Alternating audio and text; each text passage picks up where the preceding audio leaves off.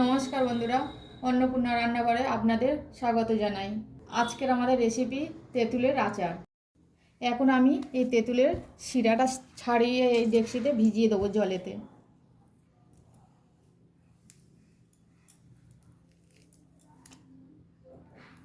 এই শিরাটা ফেলে দেবো।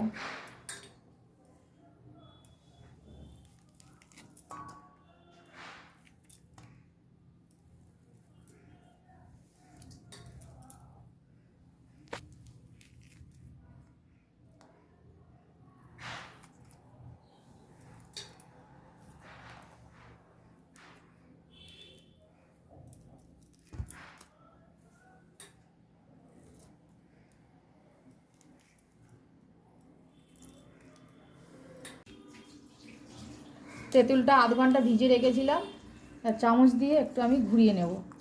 দেখুন বন্ধুরা, গাদ বেরিয়েছে, একদম মাখো মাখো হয়ে গেছে। এবার আমি কড়াতে মশলাটা ভেজে নেব।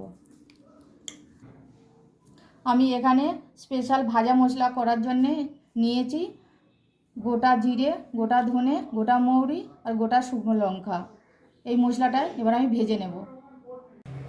প্রথমে একটু ভেজে নেব। গোটা জিরে, গোটা ধনে, গোটা মৌরি দিয়ে দেবো, দিয়ে নাড়ব। এবার একটা সুন্দর গন্ধ বেরিয়ে এসছে, আমি তুলে নেব।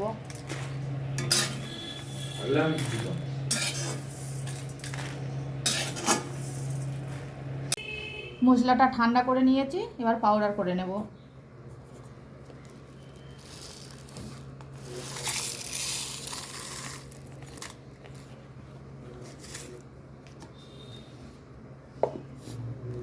একটু জল দেব।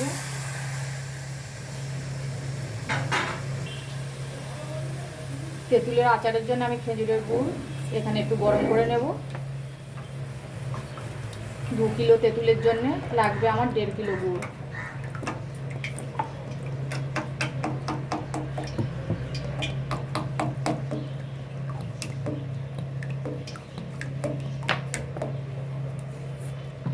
একটু গরম করে নেব।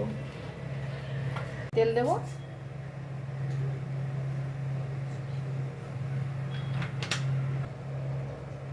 শুকনো লঙ্কা 5 ফোড়ন দেব।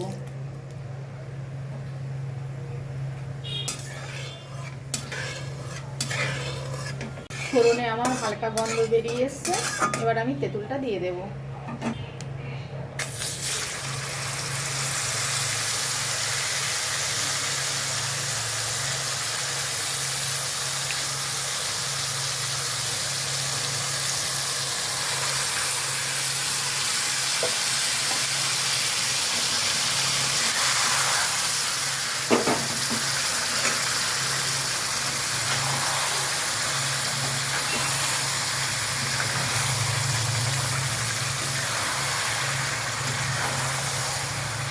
তেঁতুলটা আমি একটু ভেজে নেব।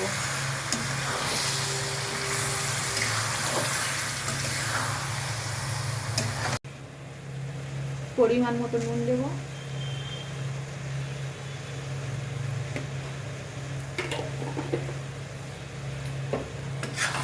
এবার ভালো করে মিশিয়ে নেব।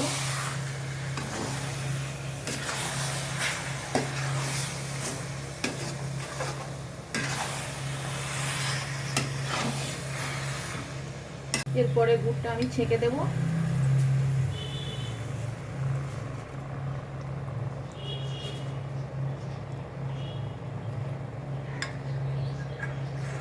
একটু নেড়ে নেব, নিয়ে আবার দেব।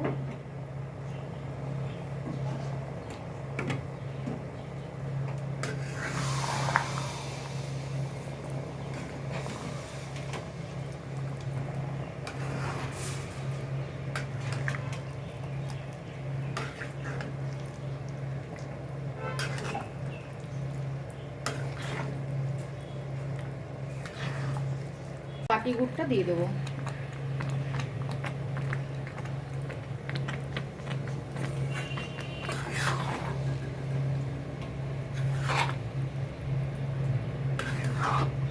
এখানে আমার 2 কিলো তেঁতুলের জন্যে 1.5 কিলো গুড় লেগেছে।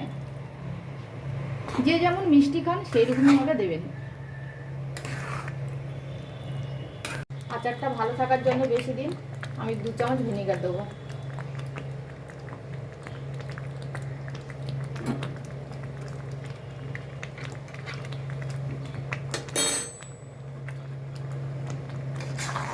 দিয়ে আমি মিশিয়ে নেব।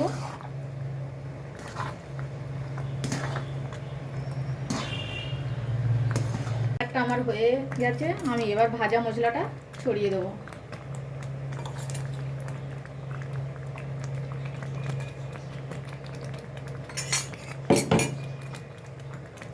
দিয়ে ভালো করে আমি মিশিয়ে নেব।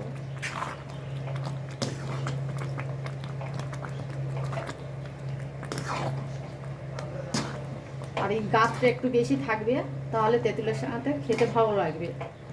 আমি বেশি গাদ আর মারবো না। এই আমার হয়ে গেছে, নামিয়ে নেবো, ঠান্ডা করে আপনাদের দেখাবো। ভিডিওটা ভালো লাগলে লাইক, সাবস্ক্রাইব, কমেন্ট করে জানাবেন কেমন লাগলো। দেখা হচ্ছে পরে ভিডিওতে নতুন রেসিপি নিয়ে।